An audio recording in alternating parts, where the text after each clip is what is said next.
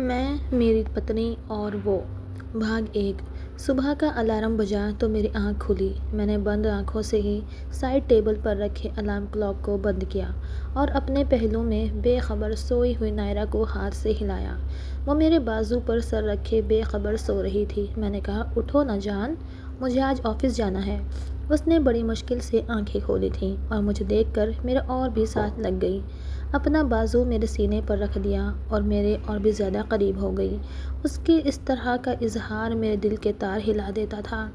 میں نے اس کے بال سہلائے، پھر میں نے کہا، نائرہ یار پلیز اٹھو، میں لیٹ ہو جاؤں گا۔ تو وہ کہنے لگی، آج چھٹی کر لو نا پلیز۔ اس کا بالکل بھی موڈ نہیں تھا اٹھنے کا۔ میں نے اس کے ماتھے پر پیار کیا۔ میں نے کہا، پہلے ہی 3 چھٹیاں ہو چکی ہیں، اس سے زیادہ اگر میں نے چھٹی کی نا تو ہمیشہ کے لیے چھٹی ہو جائے گی۔ میری بات سن کر اس نے روٹھے ہوئے لہجے میں کہا، بھلا یہ کیا بات ہوئی؟ ہماری شادی کو بس 3 دن ہوئے ہیں۔ میں نے کہا، کوئی بات نہیں، ساری زندگی ساتھ ہی تو گزارنی ہے۔ چلو نا اٹھو، جلدی سے میری تیاری کروا دو۔ تو وہ کہنے لگی، مجھے نہیں پتا ورون، اپنی تیاری خود کر لو۔ میں نے اسے گھور کے دیکھا اور ابھی تک وہ میرے ساتھ لگی ہوئی تھی۔ میں نے کہا، اچھا مجھے تو چھوڑ دو، کر لیتا ہوں تیاری، بلکہ اپنی جان کے لیے ناشتہ بھی بنا دوں گا۔ میں نے بڑی لگاوٹ دکھاتے ہوئے کہا تھا۔ اس نے مسکرا کے مجھے دیکھا۔ اس کے گال پر پڑنے والا ڈمپل میری جان لے رہا تھا۔ نائرہ بہت خوبصورت تھی۔ اس کی خوبصورتی کا تو میں دیوانہ تھا۔ وہ میرے بازو سے ہٹ کر تکیے پر سر رکھ کر پھر سے سو گئی تھی۔ جب میں اٹھا تو میرا پورا ہاتھ اکڑ چکا تھا، کیونکہ ان 3 دنوں میں وہ میرے بازو پر ہی سر رکھ کر سوئی تھی۔ حالانکہ کئی بار ایسا ہوتا کہ میرا دل چاہتا کروٹ بدل کر سو جاؤں، لیکن اس کی نیند نہ خراب ہو جائے اس وجہ سے میں ایک ہی سائیڈ پر سونے لگا تھا۔ وہ میری محبت تھی، میری دیوانگی تھی، اس لیے اسے یہ نہیں کہہ سکتا تھا کہ میرے ہاتھ کو تکیہ مت بناؤ، کیونکہ میں جانتا تھا اس نے بھی مجھ سے محبت کی ہے۔ ہم نے ایک دوسرے کو بہت ٹوٹ کے چاہا تھا۔ نہ تو میرے گھر والے شادی پر راضی تھے، نہ ہی نائرہ کے۔ پہلے تو ہم نے بہت کوشش کی کہ ہمارے گھر والے مان جائیں، لیکن جب وہ نہیں مانے تو پھر ہم نے دھمکیاں دینی شروع کر دیں کہ اگر انہوں نے عزت سے ہماری شادی نہ کی تو ہم لوگ بھاگ کر شادی کر لیں گے۔ اس لیے میرے ماں باپ نے مجبوراً ہماری شادی تو کر دی، لیکن ہمیں یہ بھی کہہ دیا تھا اپنا انتظام الگ کر لیں۔ میری نوکری اچھی تھی، میں نے ایک چھوٹا سا فلیٹ خرید لیا تھا۔ نائرہ کے گھر والوں نے بھی بڑی بے دلی سے شادی کی تھی، کیونکہ نائرہ بہت خوبصورت تھی۔ ان کی خواہش تھی کہ نائرہ کی شادی وہ کسی اچھے اور ویل سیٹلڈ لڑکے سے کریں، جو اچھا خاصا گڈ لکنگ بھی ہو، کیونکہ میں سانولی شکل اور صورت کا مالک تھا۔ لیکن نائرہ بھی مجھ سے محبت کرتی تھی۔ جس دن ہماری شادی ہوئی تھی، نائرہ کے گھر والوں نے صاف کہہ دیا تھا کہ اب ہمارے گھر کبھی مت آنا۔ اس وقت نائرہ کی آنکھوں میں آنسو آئے تھے، لیکن میں نے اس کا ہاتھ پکڑ لیا تھا۔ میں نے کہا، تم فکر مت کرو، وقت گزرنے کے ساتھ ساتھ سب کچھ ٹھیک ہو جائے گا۔ نائرہ کی وداعی کر کے میں اپنے فلیٹ میں لے آیا تھا، جہاں اس کی ہر ضرورت کی چیز میں نے خود خریدی تھی۔ نائرہ کے گھر والوں نے اسے جہیز میں کچھ نہیں دیا تھا۔ میرے گھر والوں نے بھی نائرہ کا کوئی خاص سواگت نہیں کرنا تھا، اس لیے میں اسے سیدھا اپنے فلیٹ میں ہی لے کر آیا تھا۔ شادی کی رات ہم ایک دوسرے کو پا کر بے حد خوش تھے۔ شادی کی رات ہم نے ایک دوسرے کی محبتیں ہی سمیٹی تھیں۔ بڑی حسین رات تھی، بلکہ اس کے ساتھ گزارا ہوا ہر لمحہ گلزار تھا۔ رات کو بڑے حق سے میرے بازو پر سر رکھ کر سوئی تھی۔ وہ ایسی ہی تھی، میں اسے اچھا لگتا تو صاف کہہ دیتی تھی، جھجکتی نہیں تھی۔ یہاں تک کہ مجھ سے محبت کا اظہار بھی اس نے خود کیا تھا۔ میں تو اسے دیکھ کر حیران تھا۔ محبت تو میں کرتا رہا، لیکن کہتے ہوئے جھجک سی محسوس ہوتی تھی۔ لیکن اس نے مجھ سے کہہ دیا تھا۔ شادی کی رات بھی اس نے شرمانے کی زحمت نہیں کی تھی۔ پورے حق سے کہا تھا، ورون مجھے نیند آ رہی ہے، پلیز اب مجھے سونے دو۔ اس کی سنگت پا کر میری دیوانگی ختم ہونے کا نام ہی نہیں لے رہی تھی۔ اب تو اس کی آنکھیں نیند سے بوجھل ہو چکی تھیں۔ آدھی رات گزرنے کے بعد اس نے مجھے دبے لہجے میں کہا تھا۔ میں نے کہا، اوکے سویٹ ہارٹ، سو جاؤ۔ میں نے اس کے ماتھے پر پیار کرتے ہوئے کہا تھا، تو وہ کہنے لگی، تمہارے بازو پر سر رکھ کے سوؤں گی۔ اس کی فرمائش سن کر پہلے تو مجھے حیرت ہوئی تھی۔ شادی کی پہلی رات شاید بیوی شرم اور جھجک کے مارے فرمائش نہیں کر سکتی، لیکن وہ نائرہ تھی، کبھی بھی کچھ بھی کہہ سکتی تھی۔ میں انکار نہیں کر سکا، اسے اپنے ساتھ اپنے پہلو سے لگا لیا، لیکن نیند میں کئی بار جی چاہا کہ اسے کہوں اپنے تکیے پر سو جاؤ، لیکن کہہ نہیں سکا۔ یہ میری محبت کی انتہا تھی۔ وہ بھی تو میرے لیے اپنا سب کچھ چھوڑ کر آئی تھی۔ مجھے لگا یہ ایک دن کی کہانی ہوگی، لیکن ایسا نہیں تھا۔ آج شادی کو 3 دن گزر چکے تھے۔ وہ میرے بازو پر ہی سر رکھ کے سوتی تھی۔ 3 دن سے میں اس کا ناشتہ بنا کر خود دے رہا تھا۔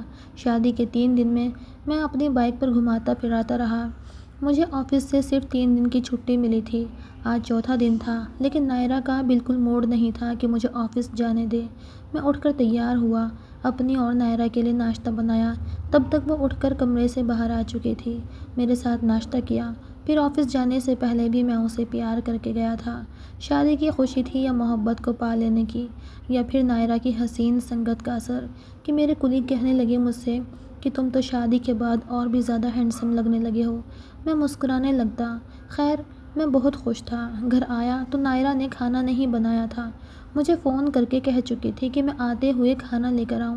میں کھانا لے کر آ گیا تھا، لیکن کھانے کے دوران میں نے نائرہ سے کہا کل سے کھانا تم گھر پر بنانا، تو وہ کہنے لگی ورن کچھ دن تو میرے نخرے اٹھا لو۔ میں نے کہا بس کچھ دن؟ میرا ارادہ تو عمر بھر تمہارے نخرے اٹھانے کا ہے، اور تم 3-4 دن کی بات کر رہی ہو۔ میری بات پر وہ مسکرائی تھی، پھر کہنے لگی نخرے تو ساری زندگی اٹھواؤں گی۔ میں نے کہا دیکھو نا، سمجھنے کی کوشش کرو، میں کوئی بہت زیادہ لینڈ لارڈ نہیں ہوں، جاب کرتا ہوں۔ اگر ہمارے اپنے خرچے اس طرح بڑھتے رہیں گے تو وہ بہت مشکل ہو جائے گی۔ میں نے بڑے پیار سے اسے سمجھایا تھا۔ وہ کہنے لگی ٹھیک ہے، بنا لوں گی۔ اچھا بتاؤ، کھانا کھانے کے بعد مجھے بائک پر تو لے جا سکتے ہو نا؟ اس میں تو زیادہ خرچہ نہیں آتا نا؟ میں نے کہا ہاں، بس کھانا کھاؤ پھر چلتے ہیں۔ آہستہ آہستہ زندگی اپنے ڈگر پر آنے لگی تھی، لیکن میری محبت نائرہ کے ساتھ بڑھتی جا رہی تھی، کیونکہ بدلے میں وہ بھی مجھ سے ویسی ہی محبت کرتی تھی۔ روزانہ میرا ہاتھ پورے حق سے سیدھا کرتی اور سر رکھ لیتی تھی۔ 1 مہینہ گزر گیا تھا۔ میں نے کہا نائرہ پلیز یار، میں تھک گیا ہوں ایک کروٹ پر سو کے۔ میں نے یہ کہا تو اس نے مجھے شکوہ بھری نظروں سے دیکھا تھا۔ کہنے لگی شادی سے پہلے تو بڑے دعوے کرتے تھے تمہیں پلکوں پہ بٹھا کے رکھوں گا، اور ابھی 1 مہینے بھی نہیں ہوا تو میں بری لگنے لگی ہوں۔ میں نے کہا بری کیوں لگو گی؟ تم تو میری جان ہو۔ تمہاری خاطر میں نے بھی تو اپنے گھر والوں کو چھوڑا ہے، تم نے میرے خاطر اپنے گھر والوں کو۔ بالکل، تم میرے ساتھ میرے بازو پر سر رکھ کر لیٹا کرو، تمہارا پورا حق ہے، لیکن اس کے بعد تکیے پر سو جایا کرو تاکہ میں بھی کروٹ بدل سکوں۔ اس نے مجھے غصے سے دیکھا تھا۔ میں نہیں جانتا تھا کہ وہ اتنی سی بات پر رونے لگے گی۔ اس نے اپنا سر تکیے پر رکھا اور کروٹ بدل دی۔ مجھے لگا وہ سو گئی ہوگی، لیکن وہ پاگل لڑکی تو رو رہی تھی۔ اس کی دبی دبی سسکیاں سن کر میری جان نکلی تھی۔ میں گہری نیند سے جاگا تھا۔ میں نے کہا نائرہ تم رو رہی ہو؟ اس نے کوئی جواب نہیں دیا۔ جیسے ہی میں نے اس کے بازو پر ہاتھ رکھا تو اس نے جھٹ سے میرا ہاتھ پیچھے کیا تھا۔ میں تو اٹھ کر بیٹھ گیا۔ میں نے نائرہ سے کہا ادھر دیکھو میری طرف۔ وہ کہنے لگی نہیں، مجھے نہیں دیکھنا، مجھے سمجھ میں آ گیا ہے محبوب اگر پتی بن جائے تو اس کی محبت بھی ایسے ہی ہو جاتی ہے۔ میں نے اس کا بازو پکڑ کے اس کا رخ اپنی طرف کیا تو رو رو کے اس نے آنکھیں لال کرنی تھی۔ یہ دیکھ کر میرے دل کو کچھ ہوا تھا۔ میں اس کے پاس لیٹ گیا اور اپنا ہاتھ پھیلا کر کہا ادھر آؤ۔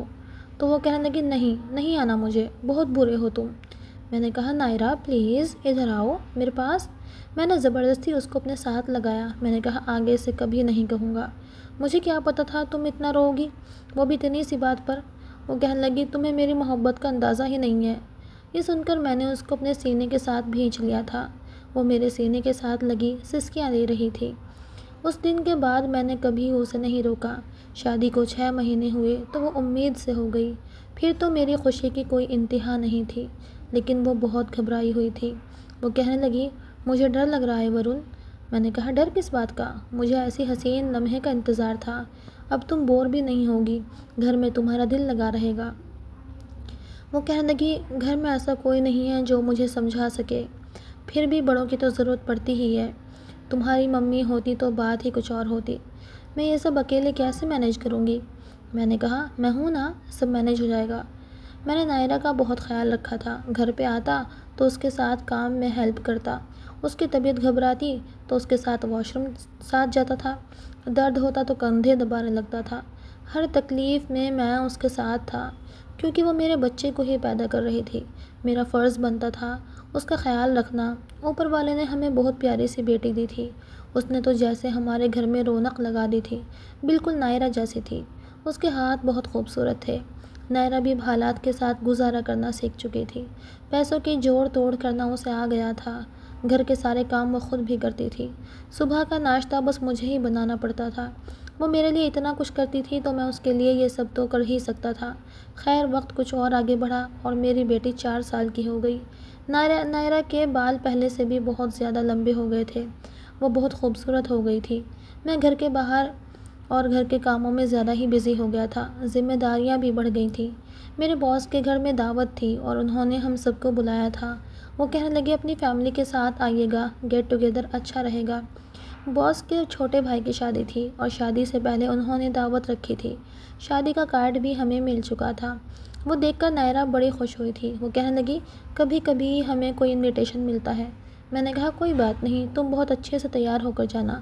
تو وہ کہنے لگی ضرور۔ پھر وہ کہنے لگی میں نے کافی سالوں سے تھوڑے تھوڑے پیسے جمع کیے ہوئے تھے، چلو نا ورن، مجھے نئے کپڑے خریدنا ہے، میں شادی پر نئے کپڑے پہنوں گی۔ میں نے کہا اچھا ٹھیک ہے چلتے ہیں۔ بازار کچھ پیسے اس کے پاس تھے اور کچھ میرے پاس تھے۔ اس نے بہت زیادہ مہنگے کپڑے نہیں خریدے تھے۔ ہر سوٹ خریدنے سے پہلے مجھے کہتی یہ تو لے کر دے سکتے ہو نا، پیسے تو ہے نا، ورنہ کوئی بات نہیں میں کم قیمت والا لے لوں گی۔ میں نے کہا لے لو، پیسے ہیں میرے پاس۔ جب ہم دعوت پر گئے تو سب کی بیویوں میں نائرہ سب سے زیادہ خوبصورت لگ رہی تھی، کیونکہ اس نے اپنے آپ کو ان 4 سالوں میں مینٹین رکھا تھا۔ ایک بچے کی ماں ہوتے ہوئے بھی وہ لگتی نہیں تھی کہ شادی شدہ ہے۔ میں بھی بہت خوش تھا۔ سب لوگ اس کی تعریف کر رہے تھے، یہاں تک کہ میرے باس کی بیوی نے بھی اس کی تعریف کی تھی۔ وہ تو یوں خوش تھی کہ جس کی کوئی انتہا نہ تھی۔ دعوت سے واپسی پر وہ مجھے سب کی تعریفوں کے بارے میں بتا رہی تھی۔ کہہ رہی تھی کہ ورن تمہیں پتہ ہے وہ جو تمہارا کلیگ ہے نا ہمانشو، اس کی وائف مجھے کہہ رہی تھی کہ آپ تو لگتی ہی نہیں ایک بچے کی ماں ہیں، آپ بہت خوبصورت ہیں۔ یہ کہتے ہوئے وہ اپنے کان کے رنگز اتار رہی تھی۔ وہ مسکرا رہی تھی، بے حد خوش تھی۔ میں اس کے پاس آ گیا۔ جویلری وہ اتار چکی تھی۔ اس سے پہلے کہ میک اپ صاف کرتی میں نے اسے بازو سے پکڑ کر کھڑا کیا اور اپنی باہوں کے گھیرے میں لے لیا۔ میں نے نائرہ سے کہا تمہیں میری نظروں پر، میری محبت پر شک ہے کیا؟ جو دوسروں کی گواہی تمہیں اچھی لگتی ہے؟ میری آنکھوں میں دیکھو، پتہ چل جائے گا کہ تم کتنی خوبصورت ہو۔ مجھے دیکھ کر مسکرا کر اس نے اپنی کمر میری باہوں سے آزاد کی تھی۔ وہ کہنے لگی عورت کو اپنی تعریف بہت اچھی لگتی ہے اور مجھے بھی لگ رہی ہے، لیکن مجھے لگ رہا ہے کہیں سے جلنے کی بو آ رہی ہے، کسی سے میری تعریف برداشت نہیں ہو رہی، جلن ہو رہی ہے۔ وہ مذاق میں مجھے طنز کر رہی تھی۔ میں نے دوبارہ سے اسے اپنے سینے سے لگایا تھا۔ میں نے کہا تمہاری تعریف مجھے بری کیوں لگے گی؟ ہاں جلن ہو رہی ہے، تھوڑی تھوڑی سی، اس لیے کہ مجھے اچھا نہیں لگتا کوئی تمہیں میری نظروں سے دیکھے۔ شادی پر زیادہ تیار ہو کر مت جانا۔ میں نے اپنے دل کی بات اس کے سامنے رکھی تھی۔ باقی مجھے تھوڑی تھوڑی جلن تو ہو ہی رہی تھی، کیونکہ میرے دوستوں نے بھی نائرہ کی تعریف کی تھی۔ تمہاری تو لاٹری لگ گئی، تمہاری بیوی تو بڑی خوبصورت ہے۔ سب کی بیویوں سے نمبر لے گئی، یہاں تک کہ باس نے بھی۔ بس مجھے اچھا نہیں لگا تھا، شاید پہلی بار ایسا ہوا تھا، ورنہ ان 4 سال میں وہ میرے ساتھ بس باہر گھومنے پھرنے جاتی تھی۔ ہم لوگ ہوٹل میں کھانا بھی کھا لیتے تھے، لیکن یوں کسی کی شادی پر یا کسی کے پارٹی میں ہم لوگ نہیں گئے تھے۔ یہ پہلی بار ہی ہوا تھا، کیونکہ گھر والے تو ہمیں چھوڑ چکے تھے۔ کئی بار میں نے اپنی ممی سے بات کرنے کی اور ملنے کی کوشش کی تو کہتی تھی تم اکیلے آنا، چاہو تو آ جاؤ، اپنی پتنی کو مت لے کر آنا۔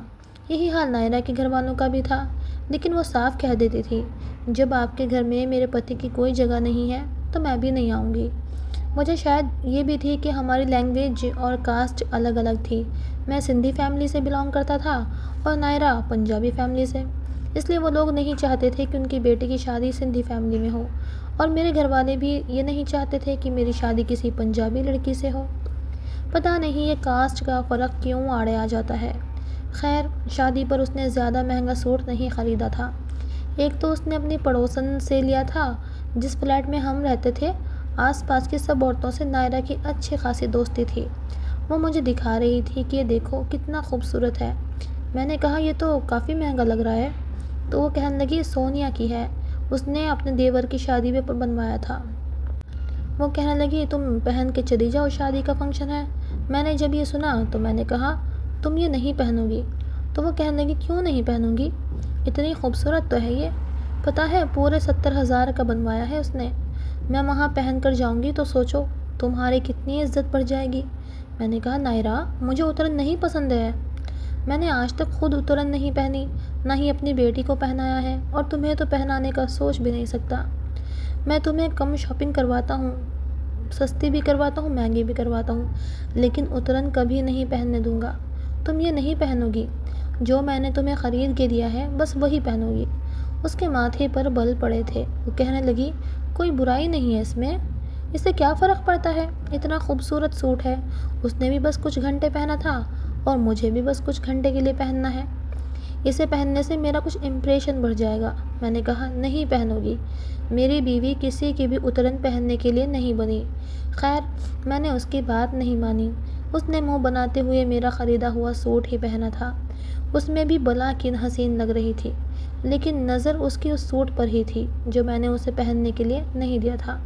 मोटरसाइकिल पर बैठे हुए भी उसका काफ़ी मूड ख़राब था। मैंने कहा, क्या हुआ नायरा, प्लीज़ मुँह तो ठीक करो। तो वो कहने लगी, बात मत करो मुझसे, मुझे वो सूट बहुत पसंद है। मैंने कहा, मेरी एक बात याद रखना, मैं तुम्हें कभी भी किसी की उतरन पहनने नहीं दूंगा, मुझसे ये देखा नहीं जाएगा। शादी में पहुंचकर सब दोस्तों की बीवियों से मिलकर उसका मूड काफ़ी अच्छा हो गया था।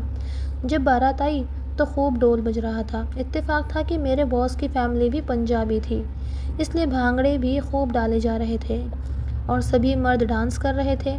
जब नायरा का हाथ पकड़कर मेरी कुलीग की बीवी उसे भी ले गई। मुझे तो डांस आता ही नहीं था, कभी मैंने किया भी नहीं था।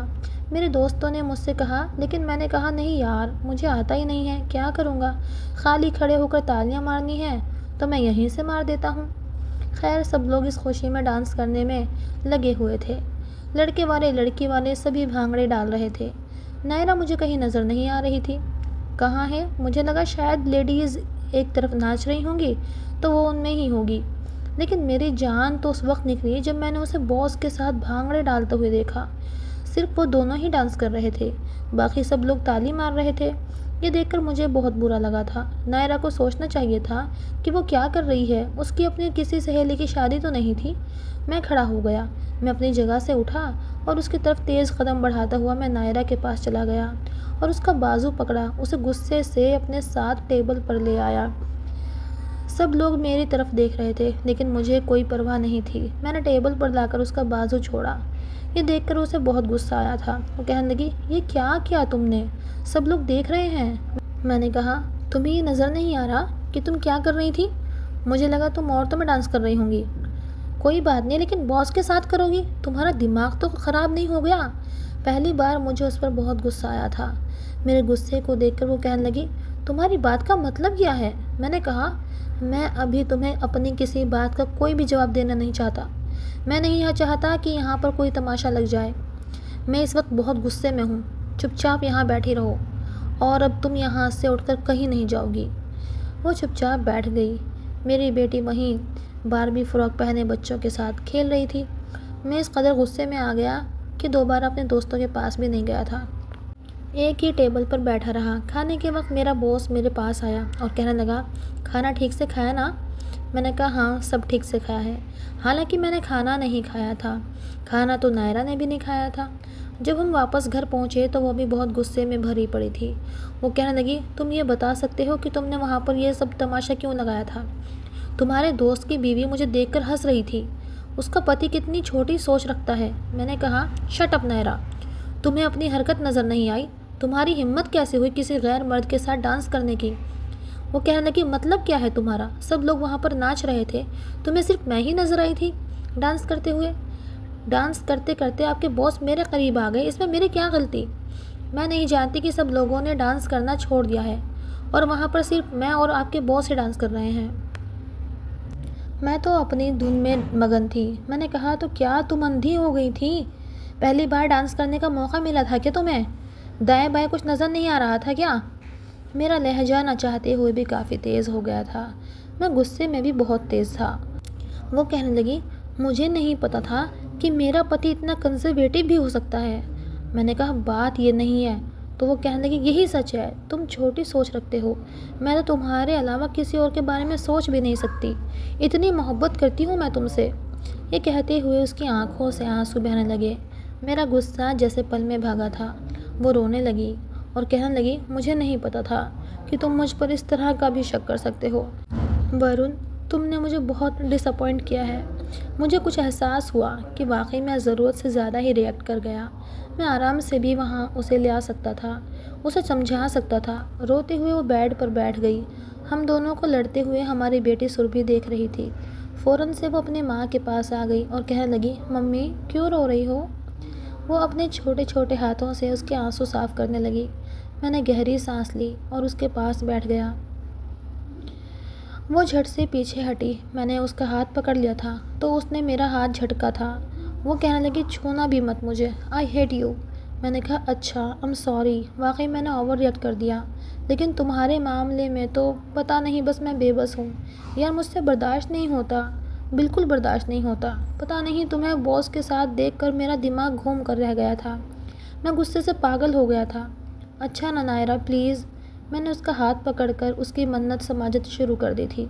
وہ تو بس روئے جا رہی تھی۔ سربھی بھی پریشان تھی۔ میں نے کہا دیکھو بچی بھی پریشان ہو رہی ہے تمہیں یوں روتا دیکھ کر۔ تو وہ کہنے لگی مجھ سے برداشت نہیں ہو رہا کہ تم مجھ سے اس طرح کا بیہیو بھی کر سکتے ہو۔ میں نے آج تک صرف اسے محبت ہی دی تھی، کبھی ڈانٹا تک نہیں تھا، اور آج تو میں نے واقعی بہت سخت رویہ اپنایا تھا۔ وہ اپنی جگہ ٹھیک تھی۔ میں نے کہا کان پکڑ لوں؟ سوری بول رہا ہوں تمہیں۔ میری بات پر وہ کہنے لگی ہاں پکڑو کان پکڑو، مجھے سوری کہو، تم نے مجھ پر شک کیا تو کیا کیسے؟ میں نے کہا اچھا بھائی ایم سوری، کبھی ایسا نہیں کروں گا۔ تو وہ کہنے لگی پرومس کرو۔ میں نے کہا پرومس۔ بڑی مشکل سے اس کا موڈ ٹھیک ہوا تھا۔ آج بھی وہ میرے بازو کو سیدھا کر کے میرے بازو پر ہی سوئی تھی اور میرے ساتھ لیٹی تھی، تو میں نے اس کو اپنے ساتھ لگا لیا۔ میں اس کا ماتھا چومنے لگا تو وہ کہنے لگی میں تم سے بہت محبت کرتی ہوں، سمجھے نا، میرا دوبارہ ایسا دل نہ دکھانا۔ میں نے کہا کبھی بھی نہیں۔ پھر وہ کہنے لگی میں کل نہیں جاؤں گی، سب کے سامنے میری بہت انسلٹ ہوئی ہے۔ میں نے کہا ایسا کچھ نہیں ہے، تم تیار ہونا، ہم جائیں گے، ایسے فیل کرنا جیسا کچھ ہوا ہی نہیں، کوئی کچھ پوچھے تو کوئی بھی بہانہ بنا دینا۔ میں نے بات کو سنبھالنے کی کوشش کی تھی۔ اگلے دن جب ہم گئے تو میرے باس باہر ہی کھڑے تھے، مجھے دیکھ کر فوراً سے میرے پاس آئے، پھر نائرہ سے بھی ہائے ہیلو کرنے لگے۔ اگلا بھاگ دیکھنے کے لیے ویڈیو کو لائک کیجیے گا، چینل کو سبسکرائب کیجیے گا۔